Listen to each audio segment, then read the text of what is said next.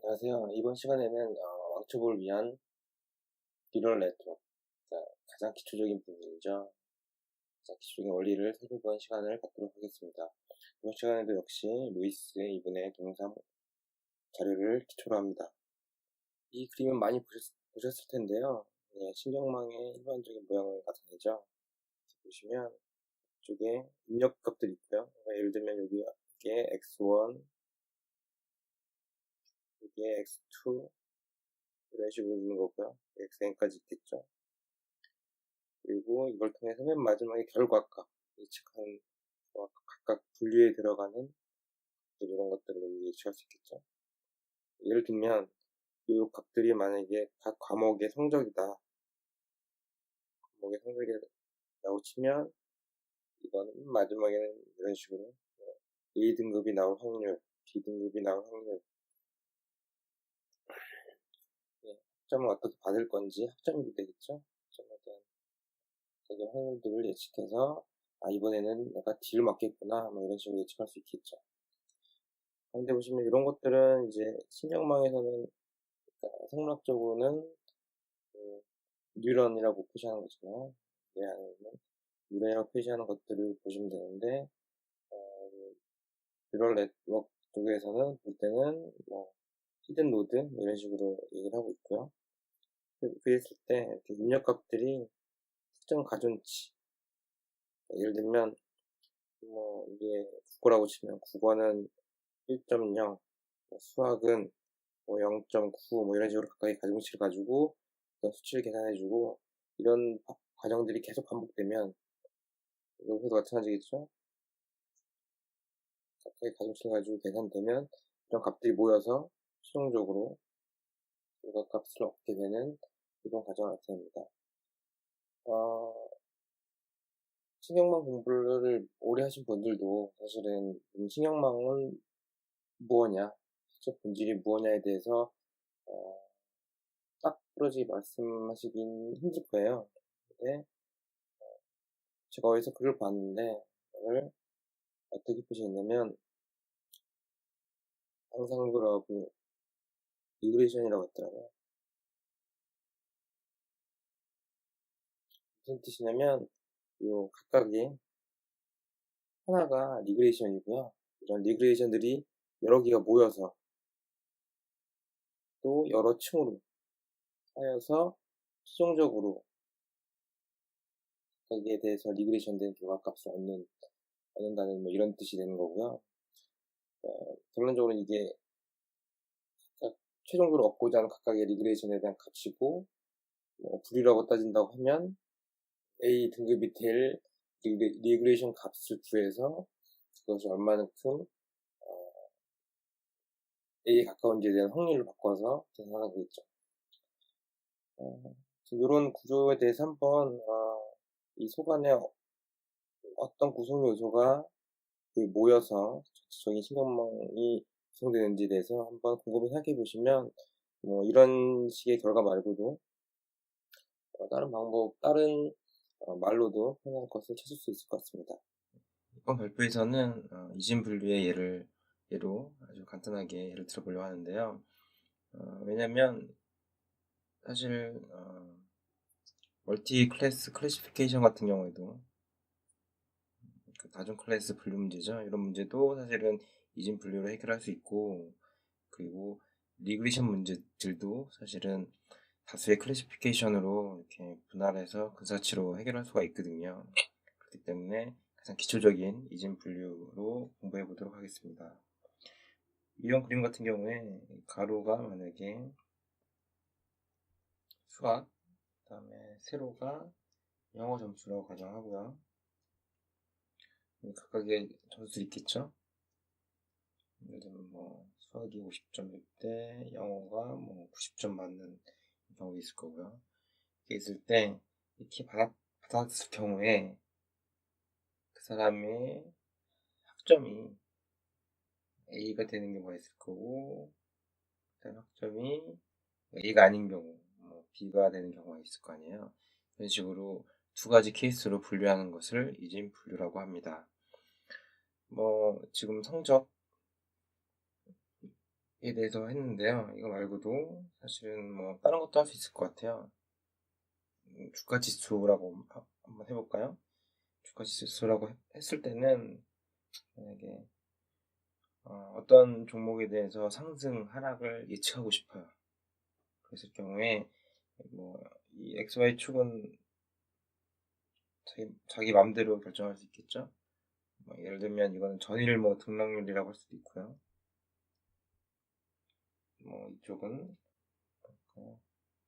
거래량을 할까요? 전일 거래량 이런 식으로 할 수 있겠죠.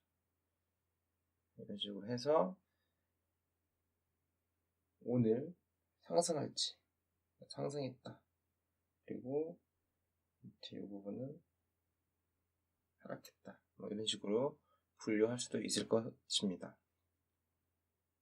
기계 학습으로 이제 모델을 구성하는 과정을 학습이라고 하잖아요. 뭐 트레이닝이라고도 하고 뭐 러닝이라고도 하는데 이랬을 때 어떤 방식으로 학습을 진행하느냐 그 기준이 있어야 될 거 아니에요. 그럴 때 많이 쓰는 방법을 그레디언트 디센트라고 합니다. 어떤 거냐면 이게 우리나라 말로 하자면 경사하강이잖아요. 그러면 이게 무슨 말이냐면 이렇게 분류를 해봤더니 파랑으로 분류하려고 했고 아래쪽을 빨강으로 분류하려고 했다라고 치면 보시면 이 같은 경우에 잘못 분류된 거잖아요. 오류잖아요. 밑에도 마찬가지로 오류죠. 왜냐면 위에는 파란색이어야 되고 밑에는 빨간색이어야 되는데 잘못된 오류니까 이런 오류들이 얼만큼 큰지를 보시면 됩니다. 큰지를 보시면 이쪽 같은 경우에 파랑에 대한 오류를 만큼 있고 합친 거죠. 빨강에 대한 오류 부분을 이렇게 표시하면 전체 오류가 굉장히 크죠. 그런데 만약에 이렇게 지금 보시면 다른 방법으로 분류했잖아요. 이렇게 아주 이렇게 분류했더니 오류가 없어요. 오류가 없을 때 사실 여기 작게는 이렇게 표시하긴 했는데 이게 없다고 보시면 돼요. 오류가 0에 가깝다고 보시면 되고 이렇게 작아졌잖아요. 전체 오류가 이렇게 줄었죠. 아까는 전체 오류가 이렇게 컸는데 이렇게 줄었죠. 대로 오류가 줄어드는 방향으로 하강해서 우리가 원하는 모델을 찾겠다 라고 보시면 됩니다. 이런 방식을 그레디언트 디센트라고 합니다. 좀 전에 예에서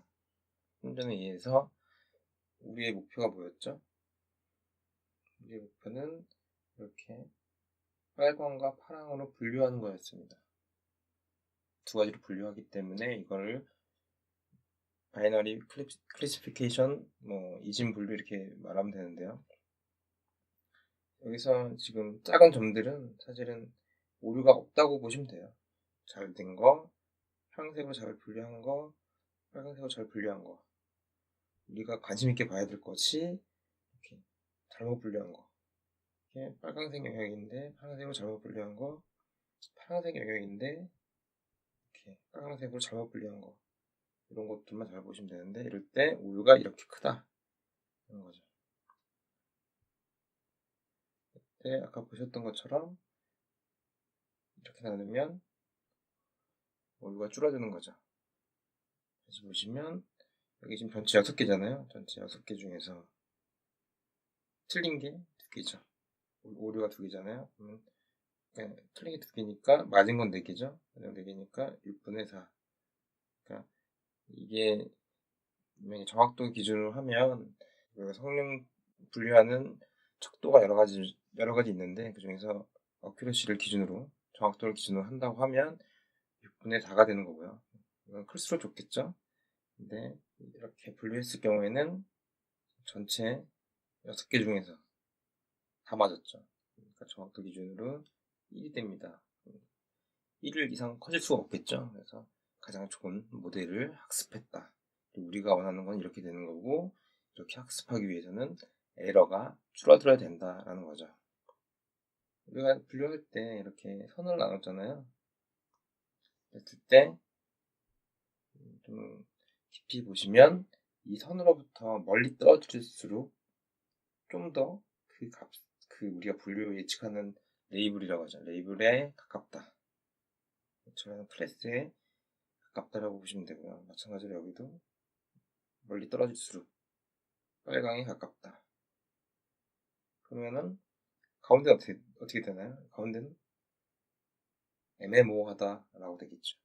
그리고 여기는 빨강색이 인 것 같은데? 그리고 여기도 마찬가지로 파란색일지도 모르겠네? 이렇게 되겠죠. 확률로 생각해 보는 거고요. 그럼 확률로 만약에 수치로 만약에 한다고 치면 이거는 빨간색이 될 확률이 1.0, 이쪽은 파란색이 될 확률이 1.0, 뭐 이런 식으로 생각할 수도 있겠네요. 에러가 줄어드는 방향으로 정사각을 해서 학습을 시킨다고 했잖아요. 그렇다고 치면 우리가 각각의 데이터에 대해서 예측한 값들이 얼만큼 맞았는지에 대해서 우리가 판단을 해줘야 되거든요. 계산을 해줘야지 그 값이 줄어드는 그 에러가 줄어드는 방향으로 학습을 시킬 수 있는데, 그렇다면 각 점에 대해서 에러가 얼마큼인지에 대해서 한번 계산을 해줘야 될 것 같고요. 여기서는 사실 에러 기준이 아니고 얼만큼 맞았는지 기준으로 표시를 했는데, 보시면 이쪽에서 이 위로 갈 때 파랑이다 라고 하고, 반대로 밑으로 갈 때 얘를 빨강이다 라고 가정을 하면 높을수록 잘 맞은 거예요. 그러면 이 선 자체가 0.5예요. 0.5이기 때문에 이렇게 올라갈수록 좀 잘 맞은 건데, 여기서 좀 더 잘 맞았으니까 약간 더 큰 값 0.6을 준 거고요. 이쪽은 점점 떨어져야 되겠죠.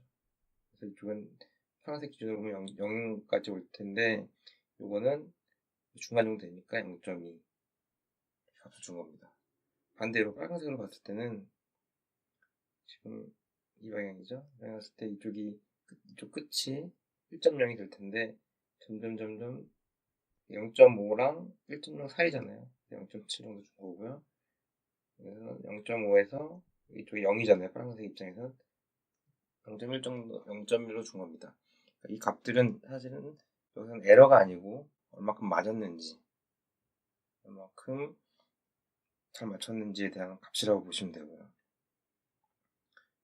이 오른쪽도 마찬가지로 이렇게 파란색에 대한 값, 1에 가까운 거고, 이쪽은 파란색에 대한 값, 파란색 입장에서 이쪽이 1.0이고 파란색 입장에서 이쪽이 1.0이고요. 이 가운데는 둘 다 0.5입니다.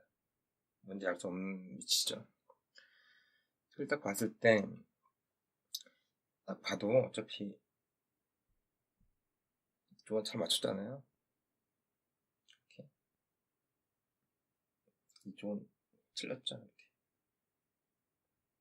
이렇게 틀렸기 때문에 어차피 이쪽이 더 좋을 거예요. 그렇다면 오른쪽 모델이 얼마큼 더 좋은지에 대해서 어떻게 수치를 표현하느냐 방법이 있어야 될 텐데요. 사실 이 방법은 뭐 여러분이 생각하시는 대로 만드셔도 됩니다. 그러니까 뭐 예를 들면 이쪽은 맞았잖아요. 그럼 플러스 1점. 또 맞았잖아요. 그럼 플러스 1점. 이쪽은 맞고 이쪽도 맞고, 이쪽은 틀리고 틀리면 마이너스 1점. 틀리면 마이너스 1점. 다 더해줘도 이건 뭐 전체가 2점이 되죠. 전체가 4점이 되죠. 어차피 어쪽 모델이 더 좋다는 거는 계산할 수 있는데, 먼저 좀 더 수학적이나 통계적으로 접근을 해야 되기 때문에 지금 아래와 같은 식이 나온 거고요. 이 식은 각각이 얼마큼 맞았는지를 모두 곱한 값이죠. 모두 곱해서 이렇게 나온 거고요. 마찬가지로 똑같이 가까이 뭐 얼마큼 맞았는지에 대해서 곱해봤더니 당연하겠지만 좀 더 큰, 오른쪽이 좀 더 큰 값을 가지고 곱한 거잖아요. 때문에 당연하겠지만 이쪽 값이 더 크더라. 이랬을 때 우리가 할 수 있는 말은 이쪽 모델이 더 좋다 하는 거죠. 그리고 우리가 학습 진행도 처음에 이런 모양이었더라도 이렇게 되도록 학습을 시켜야 된다. 그레디언트 디센트를 이용해서 이런 방식으로 학습해야 된다. 이렇게 보시면 됩니다. 여기서는 얼마큼 맞았는지를 얘기했는데 반대로 얘기하면 에러를 얼마큼 줄이는지 라고 보셔도 됩니다. 이렇게 만약 곱셈을 하게 될 경우에 보시면 아시겠지만 값들이 수치가 굉장히 작아지는 걸 볼 수 있어요. 1과 0 사이의 값들로 계속 곱하다 보면 점점 작아지는데 너무 작아지면 컴퓨터가 나중에 연산을 할 수가 없어요. 왜냐면 컴퓨터에서는 뭐 실수형 연산, 뭐 플롯이나 더블형에 대해서 유효 자릿수라는 개념을 도입해서 사용하고 있는데 이것이 너무 작아질 값이 너무 작았을 때는 제대로 표현을 못할 수가 있거든요. 그렇기 때문에 우리는 로그로 변환을 해서 계산하는 방법을 주로 사용합니다. 로그로 변환했을 때의 장점은 뭐가 되냐면 이렇게 곱셈하고 나눗셈을 덧셈하고 뺄셈으로 바꿀 수 있는 장점이 있습니다. 이게 어떻게 변환된 거냐면 이 전체 값에다가 로그를 씌워줍니다. 그리고 앞에 마이너스를 붙여준 건데요.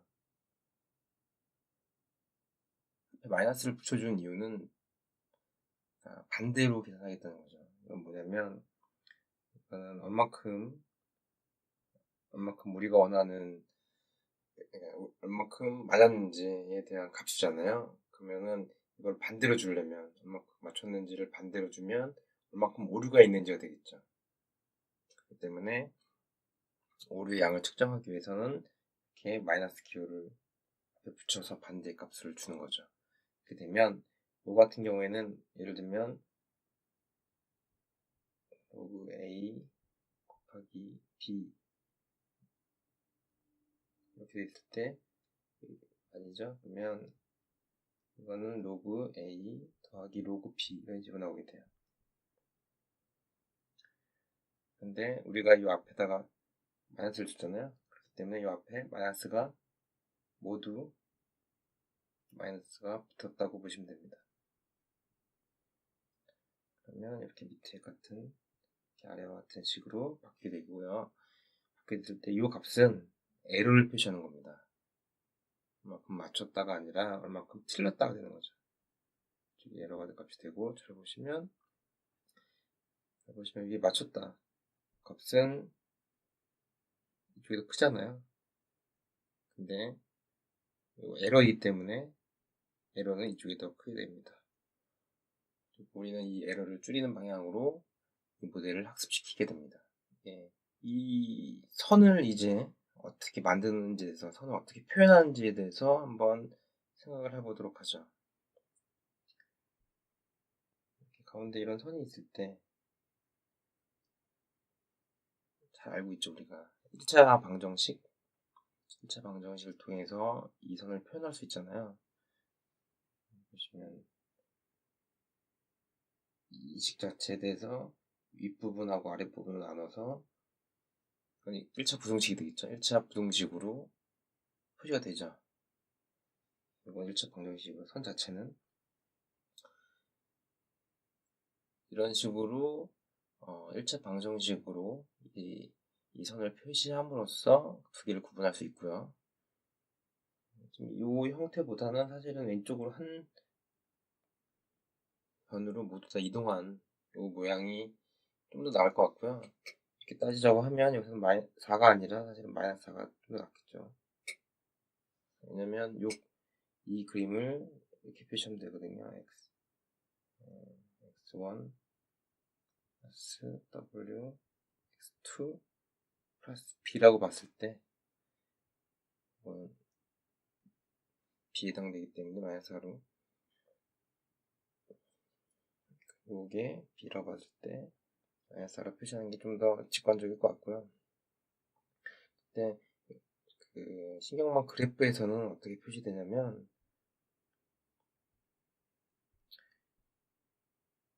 x에다가 1 곱했다, y에다 7 곱했다, 이게 있죠. 이렇게 표시되고, 가운데는 거기에다가 어떤 값을 더했다. 이거는 뭐 인터셉트나 절편이라고 할 수 있겠죠, 이 부분은. 또는 바이아스, 이런 식으로 표시할 수 있는데, 이 부분을 해서 실제로 이 전체, 이런 2와 7과 마이너스 4가 전체적으로 결합되면 이런 1차 방정식, 1차 그래프로 표현할 수 있게 됩니다. 만약에 어떤 값이 들어왔는데 그게 4가 나왔어요. 예를 들면 어떤 값이 들어왔는데 4가 나왔는데 아까 치면 이 4는 이 마이너스 4와 관계없는 겁니다. 그럴 때 값이 양수가 나왔다 하고 치면 이 선분 위에, 여기 선분에서 위쪽이 있는 게 되고요. 위쪽에 있는 데고, 이거를 파란색 기준으로 많이 본다고 치면 많이 위쪽에 많이 있을수록 1.0, 아래쪽에 많이 있을수록 0.0이라고 표시할 수 있으니까 4가 여기부터 좀 위에 있다라고 쳤을 때 이것을 0.9로 표시해 줄 수가 있고요. 변환해 줄 수가 있고요. 뒷부분에 설명드릴게요. 그랬을 때 이거는 파랑이 가깝다. 왜? 이 가운데인 0.5보다 위에 있기 때문에 파랑이 가깝다. 그리고 반대로 이 값이 음수가 나왔을 경우엔 이 아래 있겠죠. 이 직선 아래 있는 거고, 그랬을 경우에는 0에 가까우니까 0.1로 한번 표시해 봤어요. 그럴 때는 파랑보다는 빨강이 가깝다. 반대로 말하면 파랑이 아니다, 이렇게 해도 되겠죠. 파랑이 거의 아니다. 그래서 빨강이 가깝다, 이런 식으로 표시할 수가 있습니다. 이 부분을 그냥 여기 생물학적으로 본 건데요. 생물학적으로 봤을 때 입력하는 부분들이 여기 위치하게 되고요. 이거를 실제 그 뉴런에서, 뇌 안에 있는 뉴런에서 봤을 때는 덴드라이트라고 해요. 수상돌기, 이런 식으로 얘기하고요. 그래서 나오는 출력값, 나오는 부분은 우선 이쪽이죠. 이거는 엑선이라고 그래요. 그래서 축색 돌기, 이런 식으로 말합니다. 이번에는 좀 더 어려운 문제. 지금까지는 그 직선으로 그냥 분리가 되는 아주 단순한 문제였고, 이번엔 어려운 문제를 해보려고 해요. 이거는 지금 직선으로 아무리 나눠도 만들 수가 없어요. 한 번에 이걸 한 번에 어떻게 나눌 수가 있나요? 나눌 방법이 없거든요. 이건 이렇게 해도, 이렇게 나눠서 만약에 이쪽을 파랑, 이쪽을 빨강이라고 쳤다고 치더라도 이 부분이 오류가 생겨요. 오류를 좀 더 줄이려면 다른 방식을 써야 되는데, 어떻게 해야 되냐면 두 개의 선형 분리를 결합하면 됩니다. 그러니까 이것처럼 이렇게 나누는 분류가 있고요, 이렇게 나누는 분류가 있을 때 이 두 개를 모두 다 고려해요. 그래서 만약에 이 부분을 파란색 위치 위에 있는지, 이 직선에서는 오른쪽에 있는지를 판단하면, 여기서 보면 여기서 오른쪽에 있고 여기서 위쪽에 있으면 파란색이라고 하겠다, 이런 식으로 분류할 수 있겠죠. 이렇게 두 개의 선형 분리로 결합하는 방법이 있는데요. 우리가 분류할 때 이렇게 나눈 선과 이 주위에 있는 값들이 최대한 떨어질수록 좋은 거거든요. 무슨 뜻이냐면, 이렇게 붙어 있으면 이건 애매모호하잖아요. 사실 살짝만 움직여도 파란색이 되어버릴 수 있잖아요. 그래서 최대한 이 선과 거리를 떨어뜨려 주는 게 좋은데, 지금 여기서 보시면 이 부분하고요. 보시면 오른쪽 이 부분하고 보시면 오른쪽에 있는 선은 그래도 이 주위에 있는 값들하고 좀 더 떨어져 있잖아요. 여기는 이 선과 많이 붙어 있죠. 이쪽은. 여기는 많이 떨어져 있잖아요. 이렇게. 이쪽에 붙어 있죠. 떨어져 있잖아요. 이런 식으로 왼쪽 분리보다는 오른쪽처럼 분리하는 것이 좀 더 오류를 방지하고 좀 더 그 강건하게 로버스트한 그런 모델이 됩니다. 왜냐면은 데이터가 값이 약간만 다르더라도 파란색, 빵색 왔다 갔다 하면은 그거는 좋은 모델이 아니거든요. 그래서 오른쪽 같은 모델을 만들려면 저희가 필요한 것이 있는데 그건 바로 비선형 함수입니다. 그래서 신경망에서는 그 일반적으로 각 층마다 출력값에 대해서 비선형 함수를 적용해서 그 다음 레이어로 넘기는 그런 방식을 취하고 있는데요. 비선형 함수, 그러니까 보통 그렇게 결과값에다가 비선형 함수를 출력으로 변환시켜줄 때 사용된 함수를 액티베이션 펑션이라고 그래요. 그래서 그냥 여러분은 그냥 우선은 액티베이션 펑션은 대부분 다 비선형 함수다라고만 생각하시면 될 것 같습니다. 어떤 거냐면 이 값이 사실은 입력이고요. 이 값이 입력이라는 게 아까 그 노드 연산에서 보시면 결과했을 때 이 결과값이죠. 이거를 뭐라고 할까요? Z로 갈게요. Z로 가면 이게 Z값이고요. Z값에다가 어떻게 비선형 조작을 해서 이 다음 값에 줘야 되잖아요. 실제로 다음 레이어에 넘어가는 요 값을 뭐라고 할까요? T라고 할까요? 우선요. T라고 하면 요 값이 T가 되는 겁니다. 그러면 어떻게 되냐면 만약에 이 연산하는 결과값 자체가 0이면 0.5가 됩니다. 무슨 뜻이냐면 그 두 분류 중에서 나는 모르겠다. 파랑일 수도 있고 빨강일 수도 있고 같은 뜻이고요. 만약 이 Z값이 6일 경우에 6 이상이면 보통 이거는 지금은 시그모이드일 경우에 이렇게 되는 거고요. 다른 액티베이션 펑션이면 다른 비선형 함수들이면 아마 다른 값이 나올 거예요. 이렇게 됐을 때는 보시면 1이죠. 실제로 여기서 6이 나왔더라도 넘어갈 때는 1로 넘어가는 거죠. 그건 뭐냐면 이 함수가 만약에 파란색을 기준으로 했다고 하면 이거는 거의 완벽히 파란색이다 이렇게 판단한 거가 되는 거고요. 반대로 음수가 됐을 경우에는 출력값 자체가 여기 지금 0이잖아요. 그럼 마이너스 6일 경우에는 0이 되는 거예요. 이건 무슨 말이냐면 0이라는 의미는 뭐냐면 거의 완벽히 파란색이 아니다라는 얘기죠. 이런 식으로 다음 값으로 넘어가게 됩니다. 지금 이 예제 같은 경우에는 시그모이드인데요.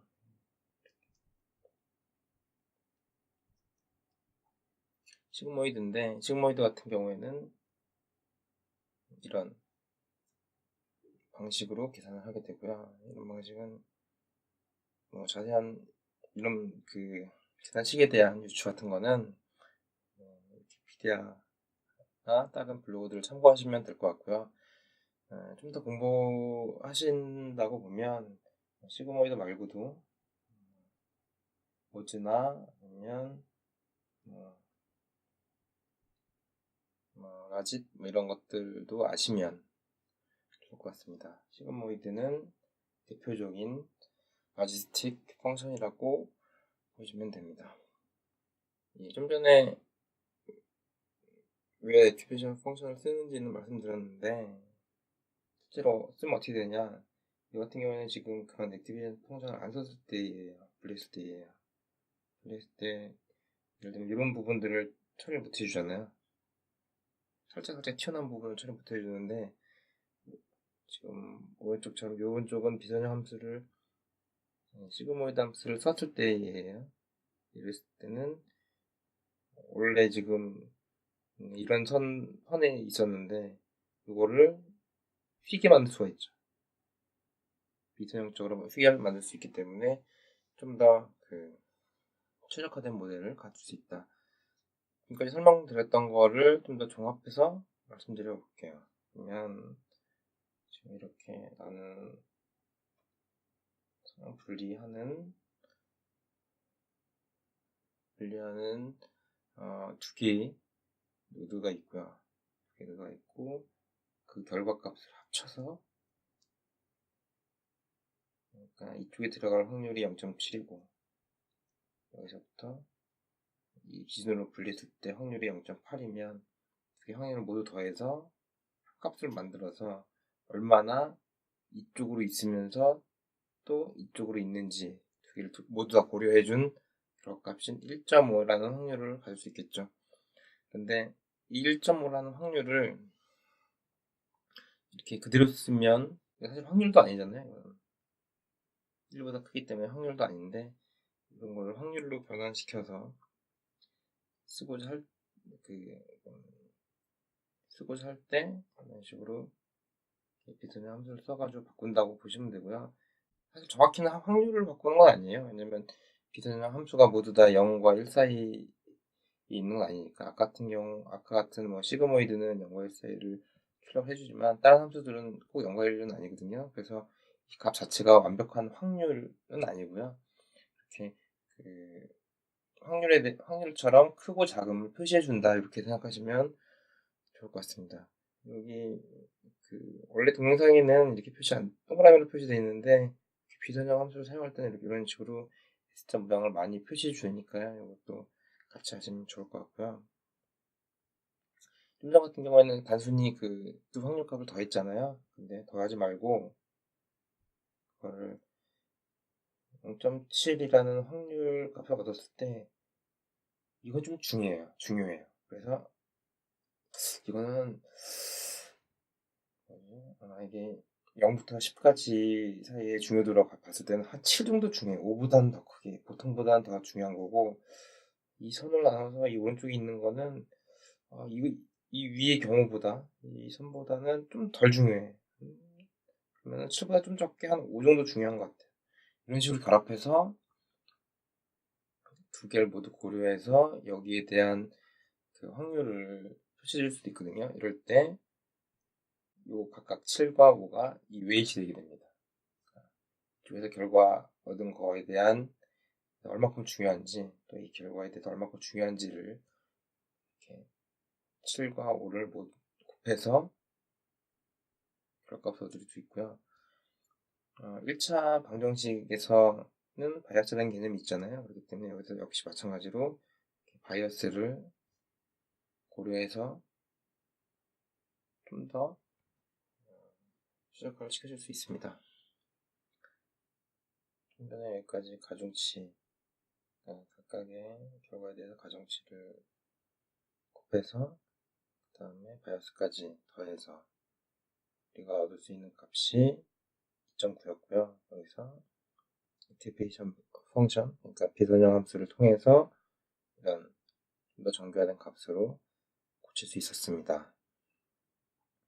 그리고 이거를 신경망으로 표시해보면 이렇게 됩니다. 이쪽에 대한 결과값에 대해서 가중치를 곱한 거고요. 그 다음에 바이어스를 고려해서 다음 값이 2.9가 된 거죠. 하지만 다음 레이어에 전달할 때는 인티그레이션 펑션을 거친다. 이런 모양이 되겠습니다.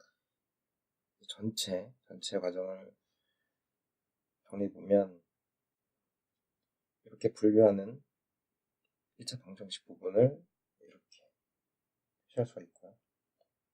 아래쪽도 마찬가지로 이렇게 표시할 수가 있습니다. 그리고 이 두 개를 결합한 부분을 이 자체의 결과값 이렇게 표시해볼까요? 이 자체의 결과값 이쪽이 이렇게 표시되고요. 이 자체의 결과값 자체가 이렇게 표시됩니다. 그래서 이것들을 더해서 얻은 이것들에 대해서 각각 가중치 곱해서 얻은 값이 이렇게 비교해 보시면 됩니다. 이거는 좀 전 그림에서 이 부분을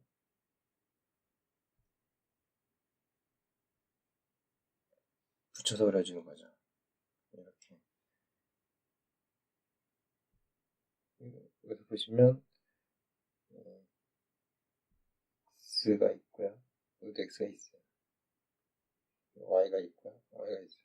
그러니까 입력 값들이 각각 따로따로 이쪽에 한 번 입력되고 이쪽에 한 번 입력된다는 걸 보실 수 있는데 이건 좀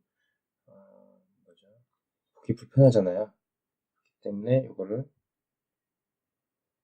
이런 식으로 합쳐서 X를 한 번, 또 Y를 한 번 이렇게 합쳐서 표시할 수 있겠죠.